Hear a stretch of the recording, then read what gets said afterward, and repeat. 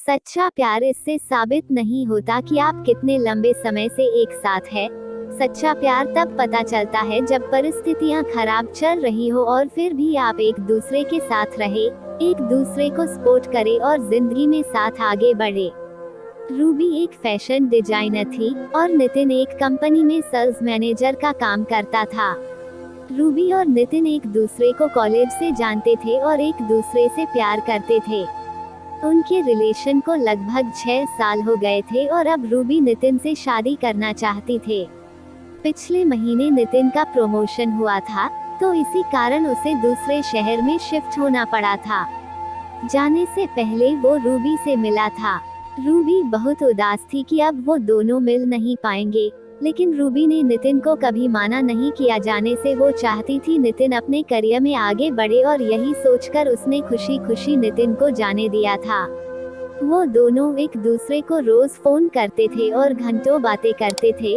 Ruby उससे उसके नए काम, नई जगह के बारे पूछती रहती कि सब कैसा है उधर, वो समय पर खाना कहता है ना, काम में ध्यान लगता है ना। रूबी उसे उसका सब कुछ पूछती थी। 1 साल अच्छे से बीत गए थे, लेकिन फिर कुछ ऐसा होने लगा कि रूबी बहुत परेशान रहने लगी। नितिन ना तो खुद रूबी को फोन करता था और जब रूबी फोन करती थी तो ये बोलकर फोन रख देता था कि वो काम में व्यस्त है। रूबी को समझ नहीं आ रहा था कि नितिन ऐसा क्यों कर रहा है। भले कितना भी काम हो, 5 मिनट तो मुझसे बात कर ही सकता है। 1 महीना ऐसे ही चला गया। फिर रूबी थककर नितिन को फोन करना छोड़ दी और नितिन तो अब उसे खुद से फोन करता ही नहीं था। कुछ दिन ऐसे ही बीत गए तो रूबी ने खुद फोन किया नितिन को। उसने फोन नहीं उठाया। रूबी ने उसे 4-5 बार फोन किया, फिर भी उसने फोन नहीं उठाया और ना ही उसने बाद में खुद रूबी को फोन किया। रूबी बहुत परेशान हो गई। वो सोचने लगी कि सच में नितिन काम में व्यस्त रहता है कि कुछ और बात है। कुछ दिनों बाद रूबी अपने काम से छुट्टी लेकर नितिन को बिना बताए उससे मिलने चली गई। रूबी को नितिन का पूरा पता मालूम था कि वो कहाँ रहता है। रूबी रात के समय नितिन के घर पहुंची थी। उसने देखा कि नितिन के घर पर ताला लगा हुआ था। उसने नितिन को फोन किया, लेकिन हमेशा की तरह नितिन ने रूबी का फोन नहीं उठाया। फिर रूबी ने नितिन को मैसेज किया कि मैं तुम्हारे घर के बाहर खड़ी हूँ, तुम कहाँ हो। थोड़ी देर बाद नितिन ने फोन किया और उसे बहुत डांटा कि तुम बिना बताए क्यों आ गई इधर, किसने बोला था तुम्हें इधर आने के लिए, और फोन रख दिया। उसने रूबी की कोई बात नहीं सुनी। रूबी उसके घर के बाहर ही बैठी रह गई कि शायद नितिन को ऑफिस में बहुत काम हो और मैं बिना बताए आ गई, इसलिए वो गुस्सा हो गया और वो उसके घर के बाहर ही बैठ के उसका इंतजार कर रही थी। सफर में रूबी बहुत थक गई थी और उधर बैठे बैठे रूबी की आंख लग गई और वो सो गई। सुबह उसकी आंख खुली तो उसने देखा कि नितिन अभी तक घर नहीं आया। उसने फिर से नितिन को फोन किया। फोन उठाते ही नितिन बोला, क्या है, तुम मुझे बार बार क्यों फोन कर रही हो।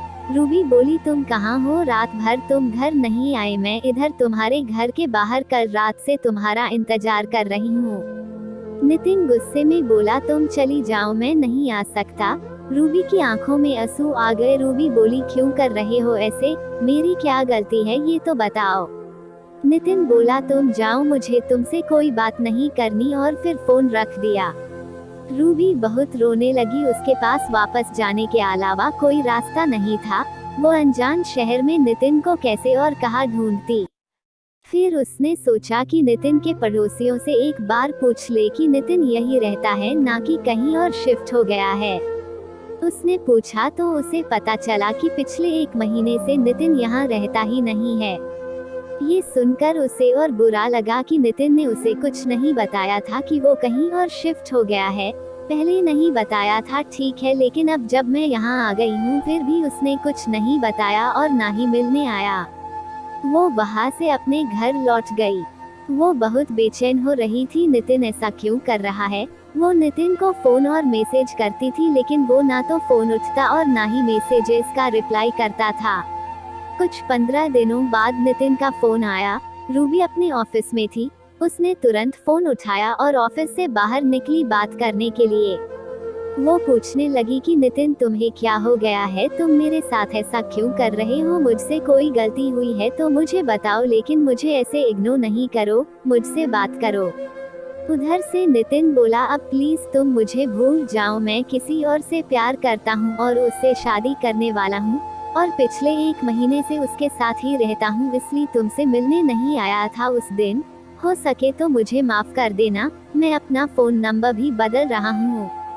इतना बोलकर नितिन ने फोन रख दिया। रूबी ये सब सुनकर तो मानो जैसे उसके पैरों के नीचे से जमीन ही निकल गई, उसका दिल बहुत ही तेजी से धड़कने लगा। वो रोने लगी और सोचने लगी कैसे 6 साल का रिलेशन ऐसे कोई एक झटके में तोड़ सकता है। वो उसी वक्त ऑफिस से घर चली गई। वो बहुत रोई और फिर नितिन को फोन करने लगी कि नितिन ऐसे नहीं कर सकता, वो मुझे छोड़कर नहीं जा सकता। लेकिन जैसे नितिन ने कहा था कि वो अपना नंबर बदल रहा है, तो उसका फोन भी नहीं लगा। रूबी डिप्रेशन में चली गई थी। वो 15 दिनों तक ऑफिस नहीं गई। उस रोज ऑफिस से फोन आते थे। आखिर में उसके बॉस ने उसे बोल दिया कि ऐसे ही कुछ दिन और चला तो उसे अपनी नौकरी खोनी पड़ेगी। फिर कुछ दिनों बाद रूबी ऑफिस जाने लगी, लेकिन काम में उसका ध्यान नहीं रहता था। 5 महीने हो गए उस बात को, अब रूबी धीरे संभल रही थी। नितिन ने फिर कभी रूबी को फोन नहीं किया, ना रूबी ने फिर कभी उसे फोन किया।